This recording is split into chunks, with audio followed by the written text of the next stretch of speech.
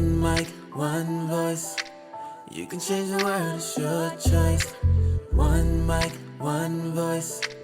You can change the world, it's your choice. One mic, one voice.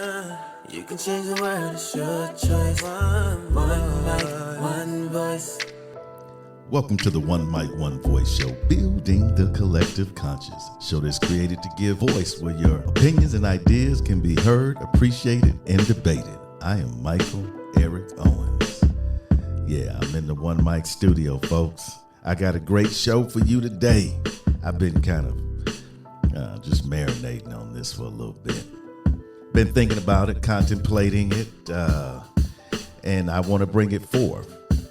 Because our country, as you know, as well as I do, man, we have some major challenges.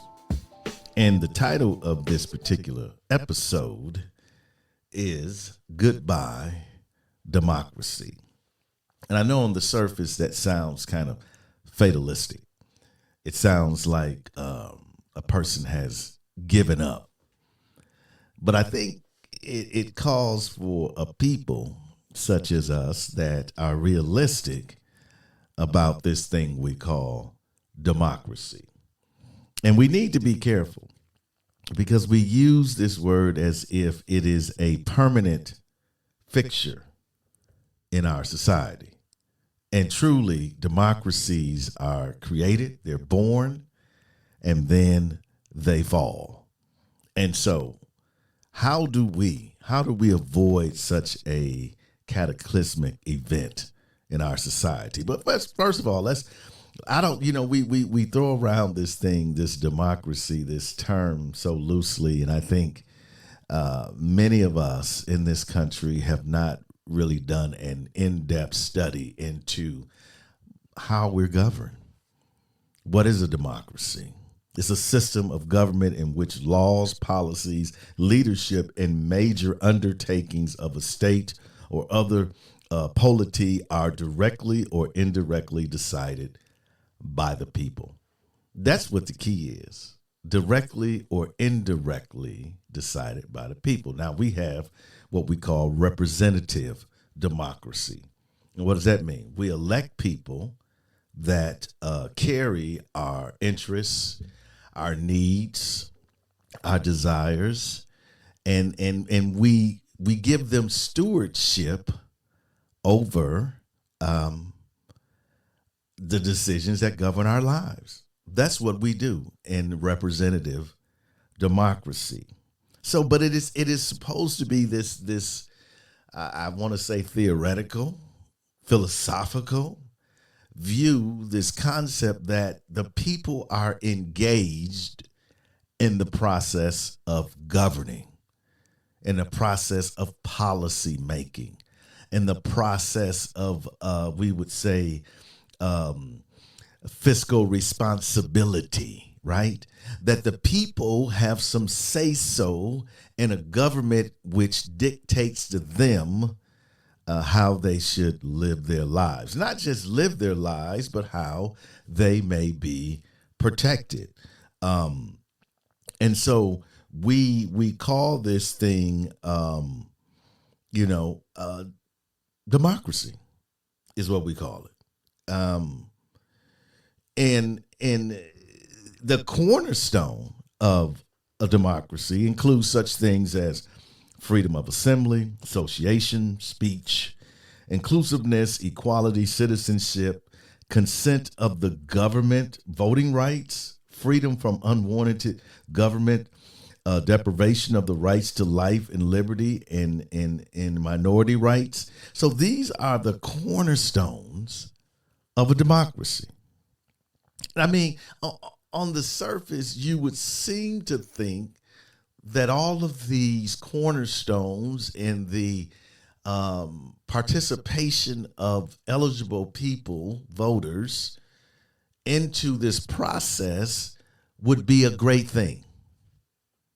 That we would be excited that those who we work with, those who we're related to, those which we pass on the city streets, that we would have this kind of connectiveness, that we are together in this particular process.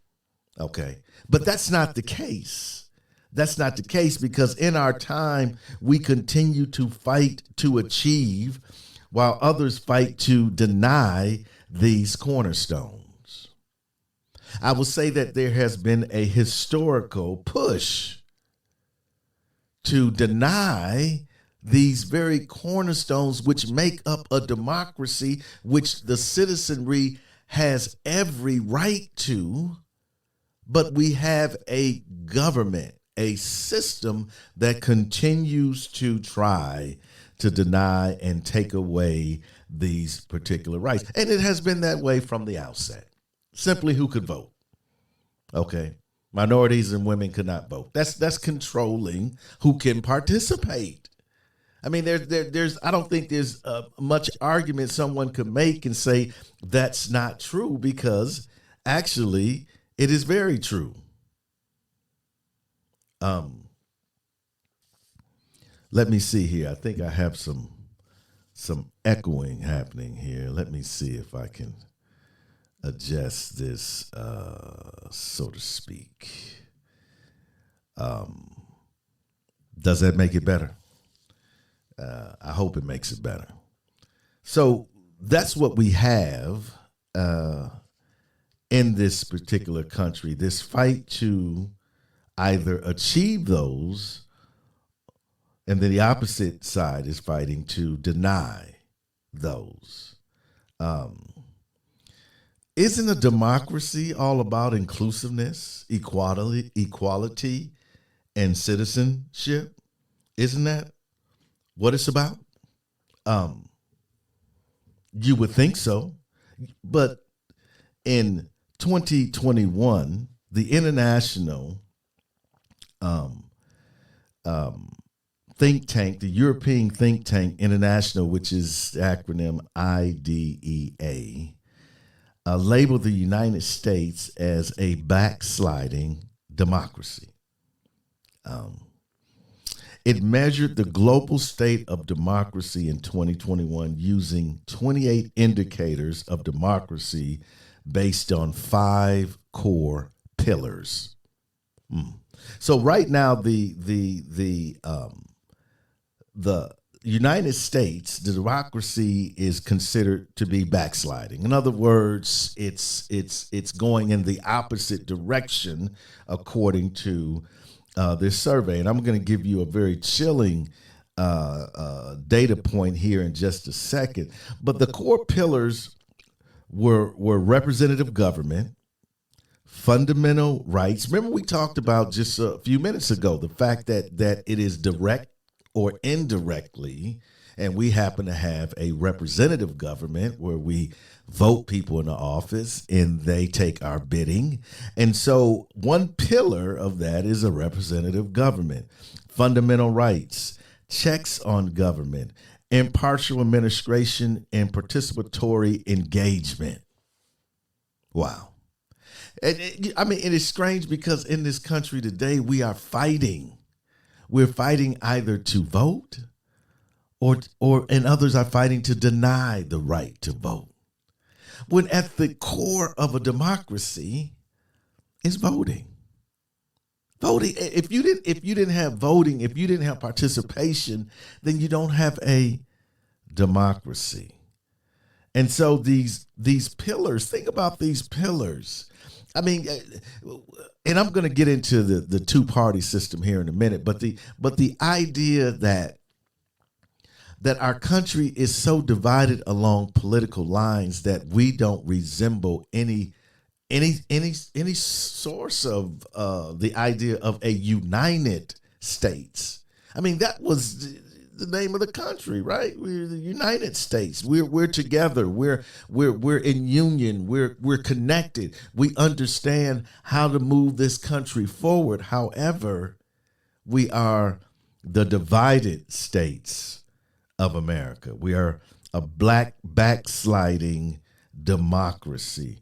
Matter of fact, we could even say that we're moving towards some sense of authoritarianism, which is a form of government characterized by the rejection of political plurality. I mean, this idea that you cannot have more than one party, that you need to centralize a strong central power to preserve the political status quo and reduction in the rule of law, separation of powers, and democratic voting.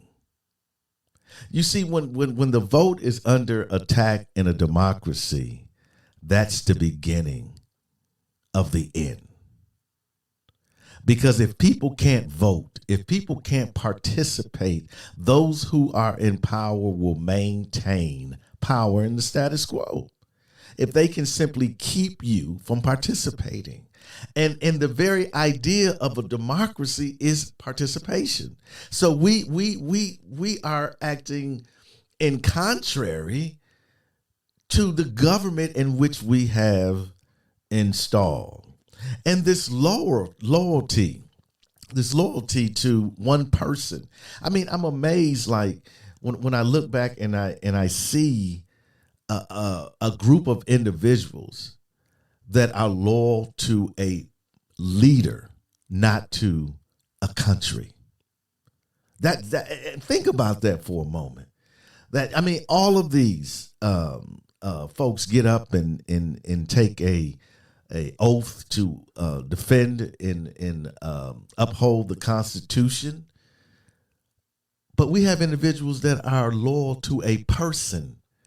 And regardless whether this person is loyal to the Constitution or loyal to themselves, they still support this person. And our sense of democracy is not based upon an individual, it's based upon participation from the electorate. That means that all of us play a part, that the loyalty is to the country, to the Constitution, and never to a person. Whenever in our society, I'm talking about political leaders now, whenever in our society or any society, when you have a party, a group of people that are more loyal to the individual than they are to the Constitution, then you are moving toward an authoritarian government. And folks, we are there. I mean, think about that for me. In America. I mean, I have thought highly of some of our presidents. But no way would I ever pledge my loyalty to that person above the Constitution, above the country. He's an elected official. She is an elected official, which I said earlier is there to represent the will of their constituents, right? And so this loyalty is very dangerous. It's cultish is what it is. It's like a cult leader that desires loyalty above all. But where's the Constitution? Where's the rule of law? Where's the moral compass?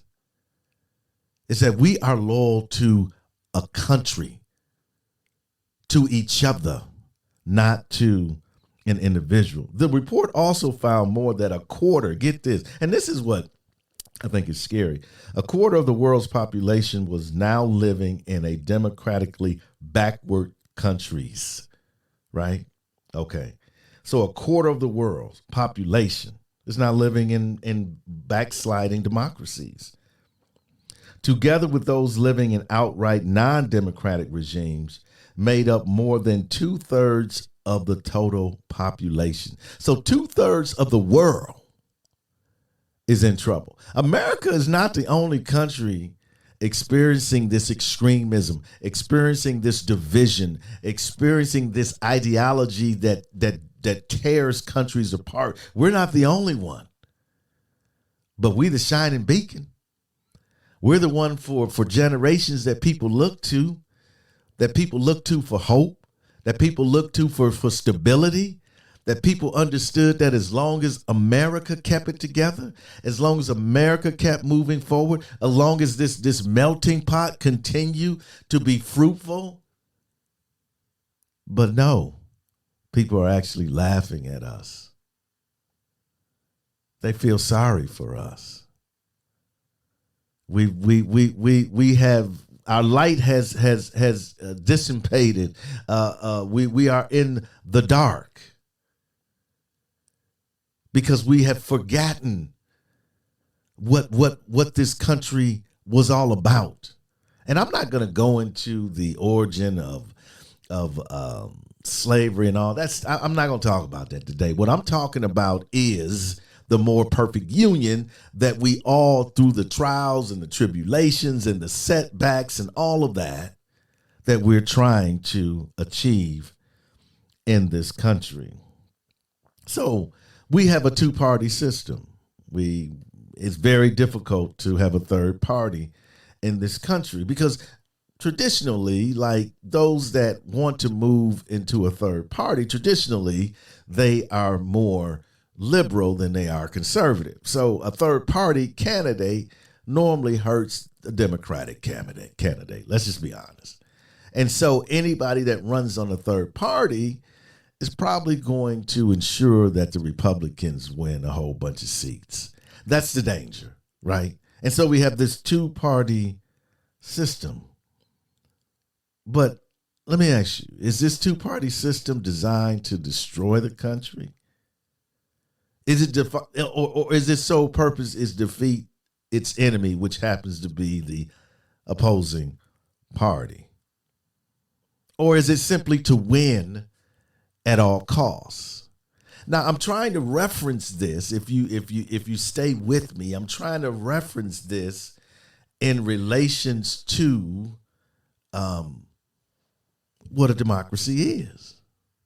See, we can't get away from that. Although we are operating a certain way, doesn't mean that it correlates to what a democracy is. A democracy is participation from its citizenry, whether direct or indirect, into the affairs of the governing institutions of their lives. It is a common goal to ensure that the Constitution, which is our framework, is fair to all, is inclusive. I gave you those cornerstones: freedom of assembly and association, freedom of speech, inclusiveness, equality, citizenship, consent of the government, voting rights, freedom from unwanted governmental deprivation of the rights to life, liberty, and minority rights. I've given you those pillars. But what does this have to do with the fight that we presently have against Democrats and Republicans? You see, we're so far away from the essence of what a democracy is, we don't even understand how far we are away. Okay? So, the goal of a two-party system should be to move the country forward together. Although there will be disagreements, debates, and conflict, we all operate under the same assumption that we're all Americans. We all want to see the best for this nation. The very idea that we are all in this together, that we're not enemies, but our political discourse is the other. You don't believe or think the way I do, you are the enemy. Matter of fact, some of them will say you don't even belong in this country. I don't know how you can move forward when there is such a gulf between the vision of this country, right?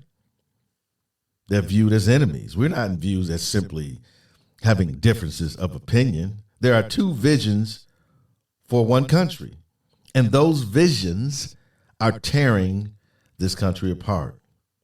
I believe these two polar opposite visions are destroying this country. These two distinct visions have pitted Americans against Americans.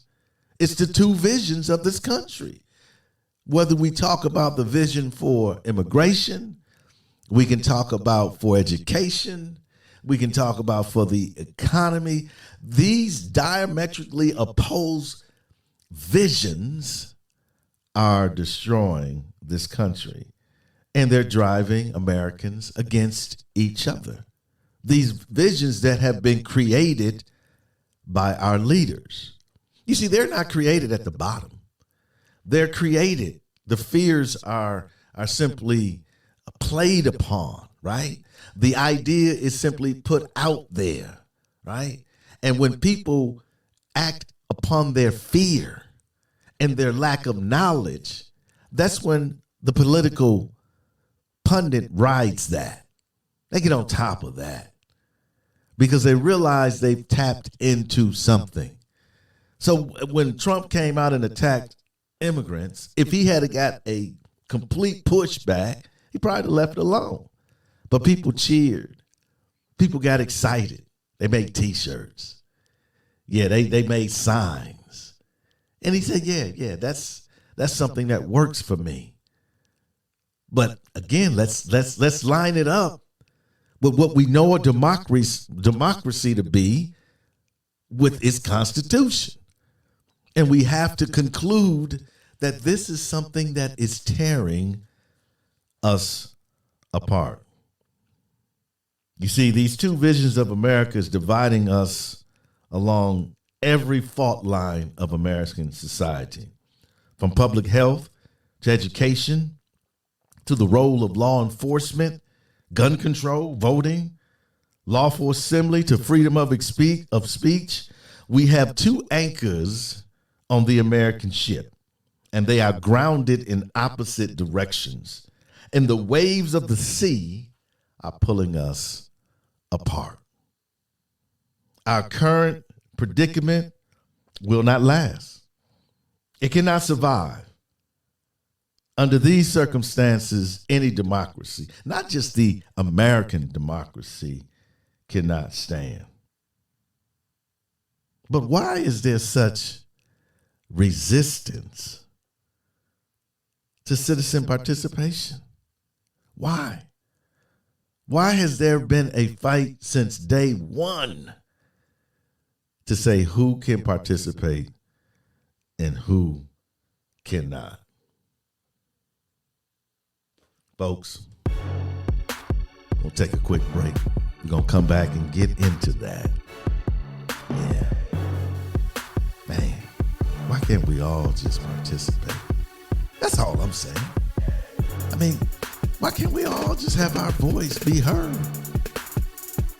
Oh, be right back.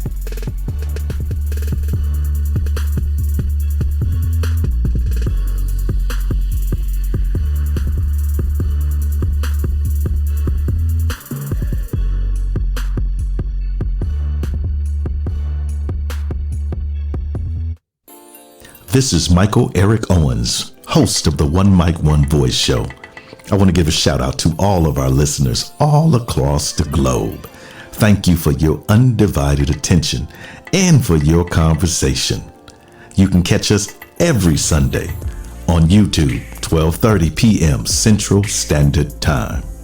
And you can also catch us on Podbean, Stitcher, Spotify, iTunes, on any one of those lovely, wonderful podcasting platforms you love to listen to. Please always remember, you can change the world. It's your choice.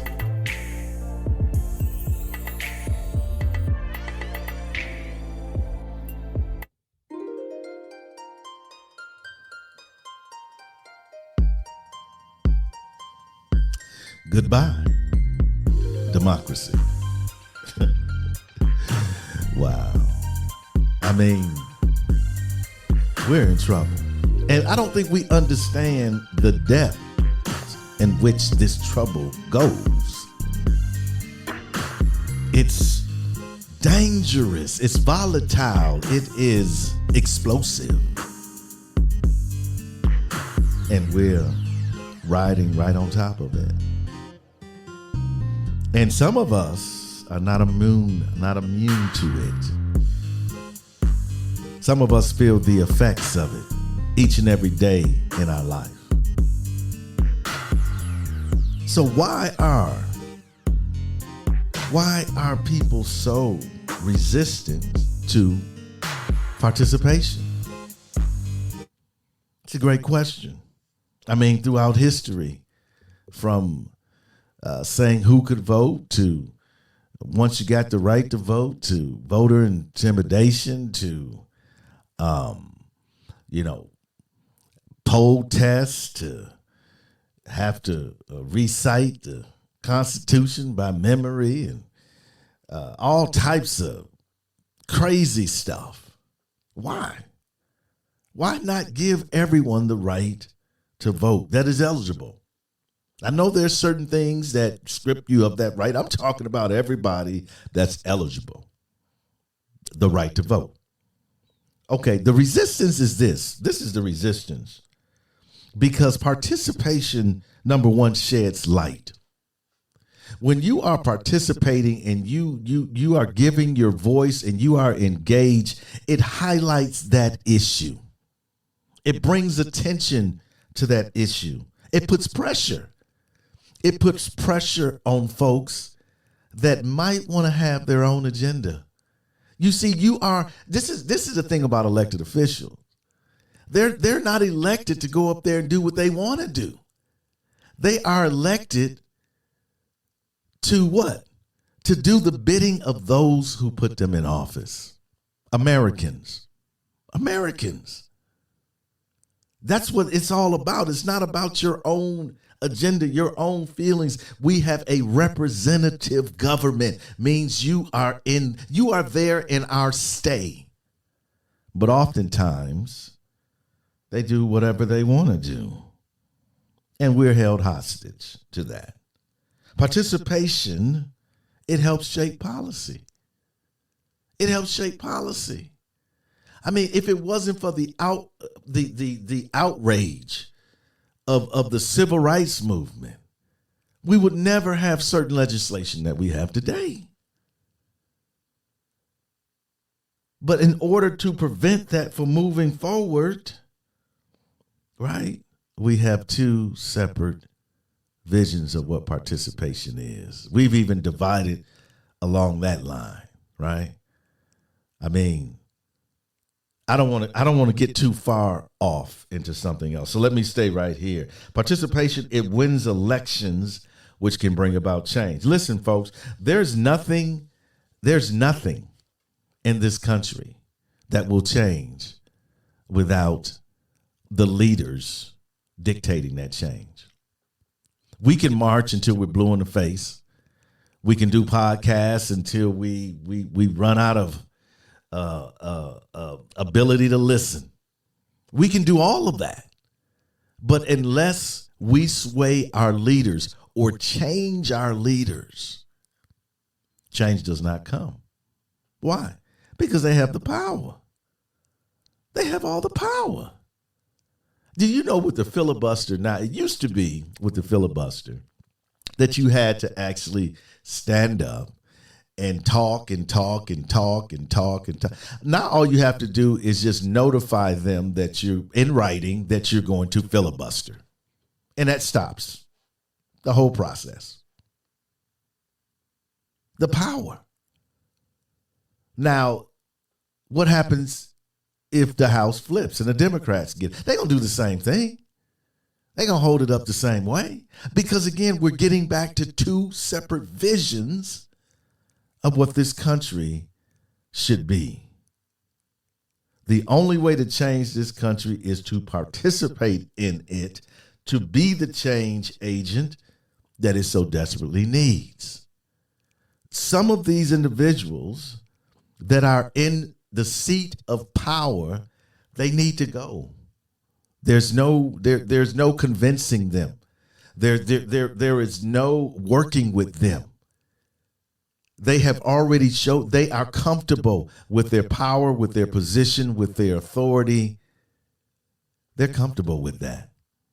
And change, they're afraid of change because they don't want to lose any of that. There are individuals in this country that work every day to prevent people like you and I from taking a seat at the table of democracy. As simple as that. There's a place I was just seeing an article in, I believe it's in Georgia, and there's one rural location. Well, they're going to be down to one polling place to vote. One. You see, the fix is already in. But the problem is our leaders do not understand, and I'm telling you, and I'm being clear.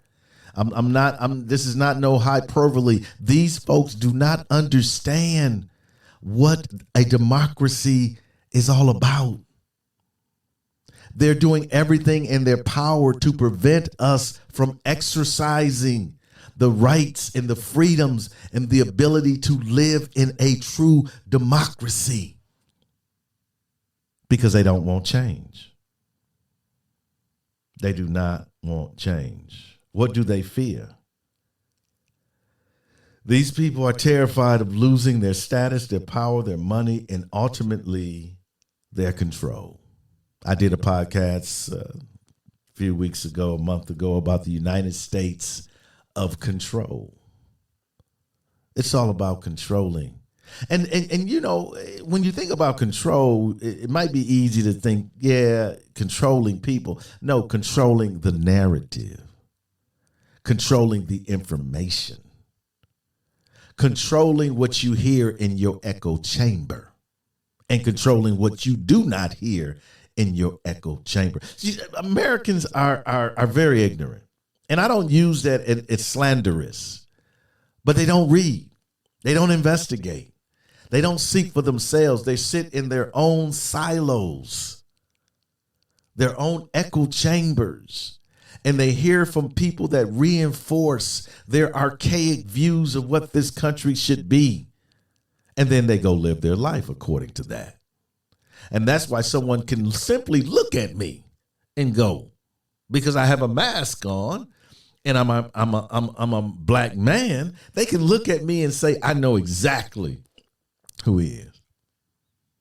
I know exactly who he is. He's liberal, probably voted Democrat. He believes in this hoax of coronavirus. Well, actually, I had 3 relatives die from it. So yeah, I'm a believer in it. So this idea of sizing each other up, not so that we can work together, but that I can ostracize you then. I don't have to listen to you. Nothing you say matters to me because you're in another world. That's not my America.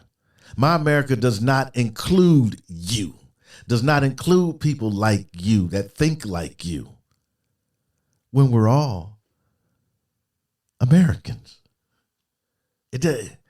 With one constitution, is there a Republican Constitution and a Democrat Constitution? Is there a Republican Supreme Court and a Democrat Supreme Court? No. Well, let me back up. See, this is the danger of our democracy, because you have people, leaders, that say, I need to pack this court. I need to have it leaning a certain way because I want to get rid of this. I want to get rid of that. I don't want women to have the right to choose, right? I want to control districting across the country. And so they stack when a justice of the Supreme Court should be impartial. They should not be leaning. Because why? Because their decisions are based upon the law, based upon the Constitution. But our society, we have drifted so far away from the pillars of democracy that we can't see. And there's nobody saying, hey, man, listen, whoa, you're adrift. No, you off course. You don't understand. You're the cousin to the Titanic. You're about to strike something. You're about to be destroyed because you are caught up in your own power, your own greed. your own immorality, your own hatred. This is what you are caught up in. And if that governs your life, then there's no way you can see clear. There's no way you can understand those fundamental truths. It's that if you are a citizen of the United States, doesn't matter your color, doesn't matter your sexual orientation, doesn't matter, none of that matters. If that's what our leaders should be protecting. That's what both parties should get behind. The idea of the American citizen, the rights, the privileges, the challenges that face us. But no, they have their own agenda because they want to control us. We are controlled because we live in political silos. We only hear from people who share our views, our twisted way of looking at this country. We're controlled, like I said before, because we're not thinkers. We're not critical thinkers. We don't challenge. We just sit back and let people tell us what we should believe. What we should understand. What is our priority? We have people dictate that to us every day in this news cycle. And we don't question it. Because it fits our narrative. You know, Americans are people that don't know who they are. So we look for everyone to tell us who we are. We try to make sense of the world because we can't do it ourselves. So we fall into this silo, and this individual tells us how we should think and how we should feel and who our enemy is, and that they're there to help and protect us. And what do? We're like silent soldiers. We just walk right along to the beat of their drum, never questioning for ourselves the legitimacy of their words. We never question that. I can honestly say to you, my loyalty is to no person when it comes to politics. My loyalty is to the Constitution. When I was in the Navy, I didn't raise my hand to my loyalty to the president or the captain on the ship or my supervisor. People that work for me, they didn't raise their hand and pledge loyalty to me. They raised their hand and pledged loyalty to the Constitution, which governs the United States and all of us. Can you believe Marjorie Taylor Greene pledged to the Constitution? I mean, I just, we are so far off course. Do you realize that? Can you see that? Do you understand that we are off course? And there's no one preaching correction. There's no one saying, look, there's no watchman on the tower anymore. We're just adrift. And our democracy is crumbling. And on the international stage, we're being challenged. Russia's challenging because they know they've weakened this democracy. China's challenging. North Korea just launched another missile. Iran is talking about in uranium enrichment again. The world that we know needs leadership. And America at one time was those leaders, was that voice of reason. Now, again, I'm not whitewashing American history because I know some of you, okay? We can go into what happened in Japan. We can go into World War I and II, and we can go into Grenada, the invasion. We can go into all of that. But that ain't what I'm talking about today. I'm talking about at one time, we were respected. I traveled around the world. I've been in many countries. And as an American, especially as an American military man, was highly respected. And then there came a time where they told us you couldn't wear your uniform out because it was dangerous.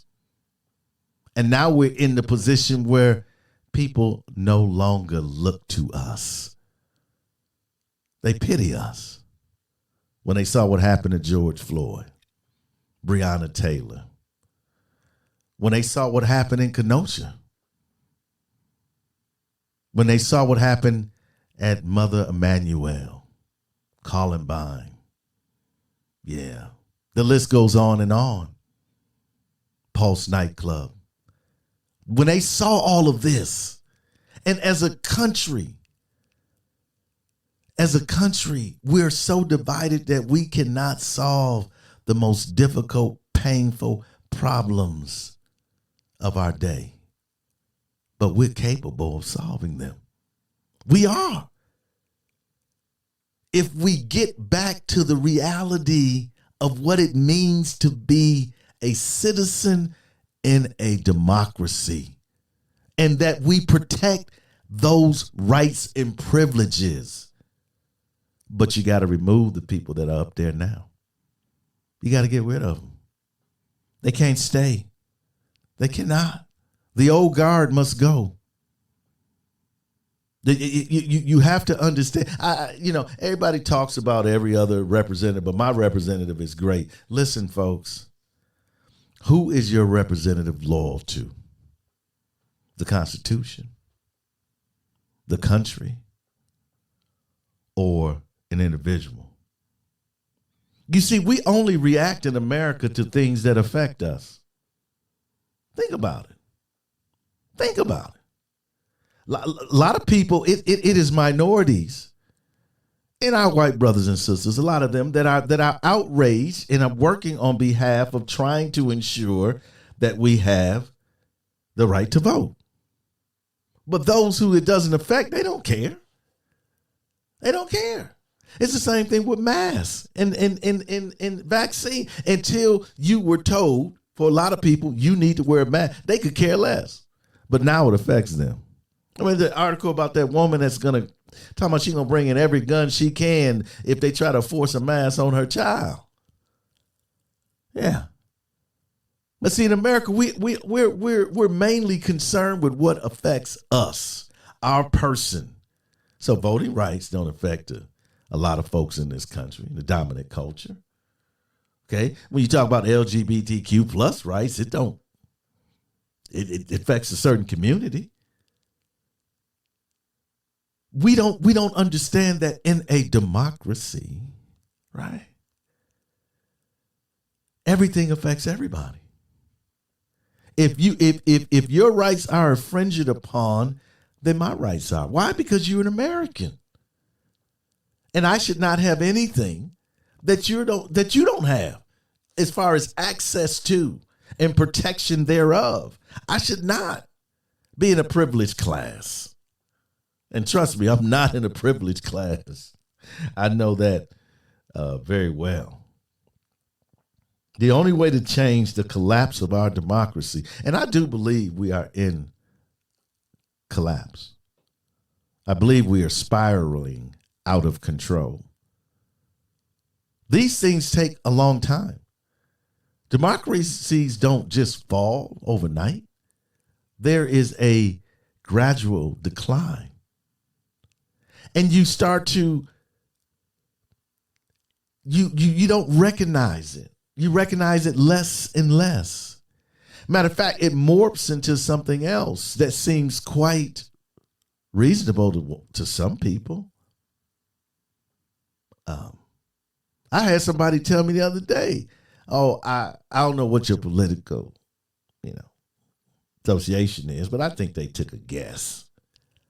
I believe Trump should have stayed in office, what they say. But he couldn't. He lost. He lost. That's what democracy is all about. When you the peaceful, don't omit that word, the peaceful transfer of power. That's the reason why they put that in there. The peaceful. Because in a non-democracy, it's not peaceful. It's a coup, which they tried to do on January 6th. So we find ourselves with these two visions. You see, and the only way to change all of this is to vote. That's why it's so important. That's why voting rights are so important. That's why so much effort is being put. They wouldn't even, listen, folks, they wouldn't even let you vote on the bill, the Voting Rights Act, the John Lewis Voting Rights Act. The same very people that will get up there and say how great of a man John Lewis was, how he almost lost his life on Bloody Sunday, how he dedicated his life to justice and fairness, and they'll give all those speeches in the world and still deny any vote on it. Think about that. Remember I said if your desire is to win at all costs, that's where we're at today on either side. What we have to decide for ourselves is, what will we be? What will you be? Are you loyal to a party or an individual? Or are you loyal to the Constitution? Are you loyal to the country? Right.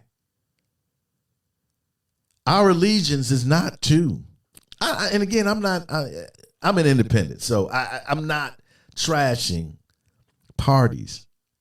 But what I'm saying to you is this: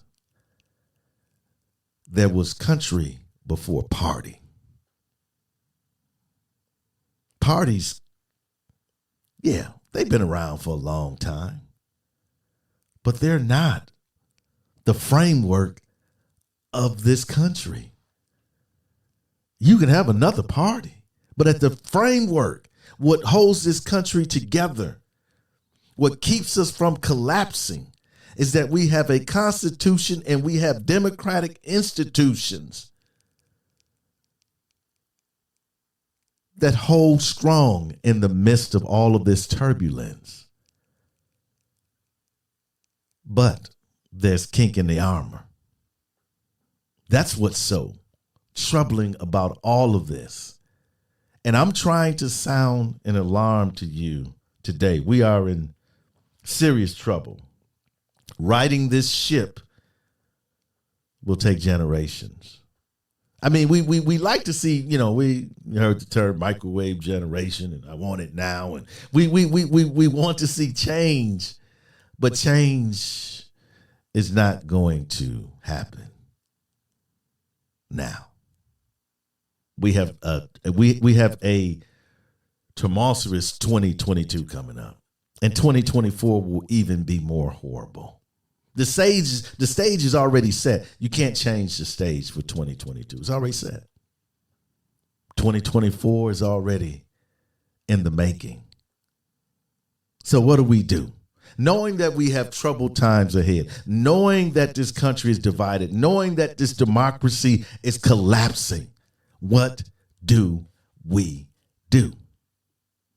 Well, those of us who are on the right side of history, those of us who think for themselves, those of us who research for themselves, those of us who understand that a democracy is about the people and not just those who represent the people, what do?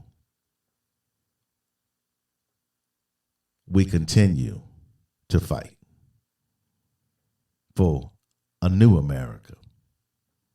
We continue to vote like our lives depended on it.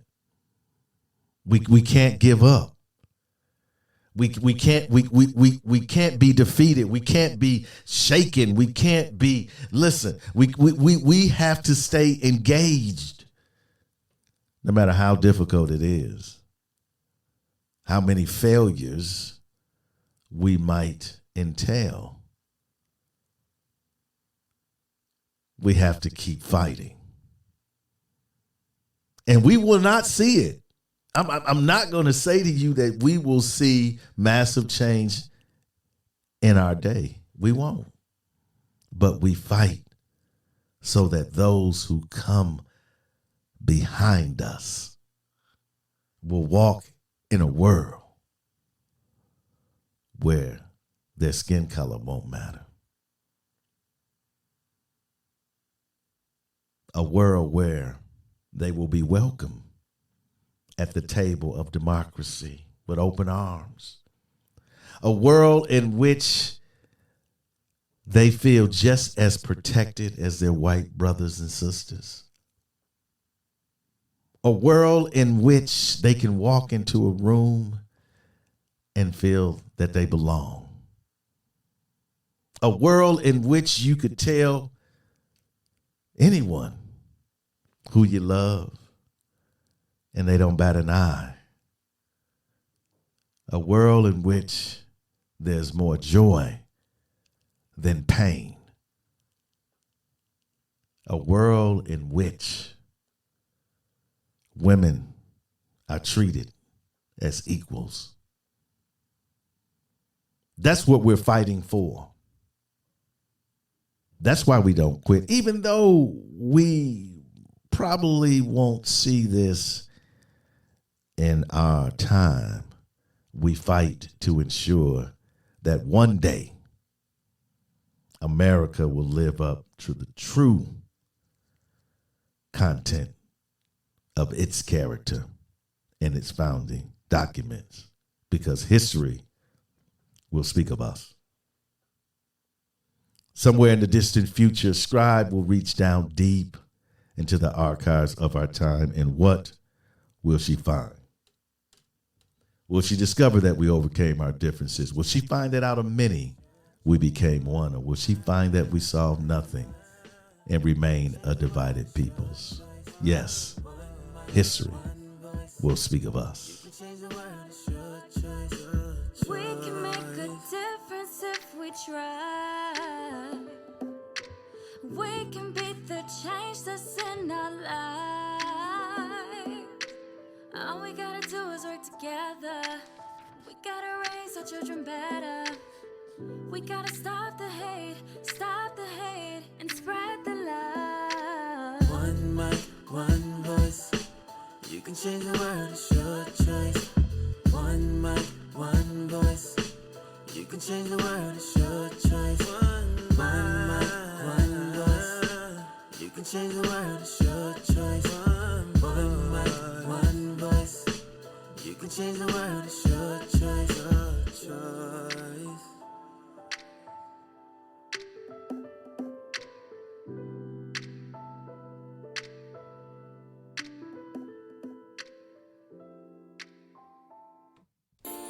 This is Michael Eric Owens, host of the One Mic, One Voice show. I want to give a shout out to all of our listeners all across the globe. Thank you for your undivided attention and for your conversation. You can catch us every Sunday on YouTube, 12:30 p.m. Central Standard Time. And you can also catch us on Podbean, Stitcher, Spotify, iTunes, on any one of those lovely, wonderful podcasting platforms you love to listen to. Please always remember, you can change the world. It's your choice.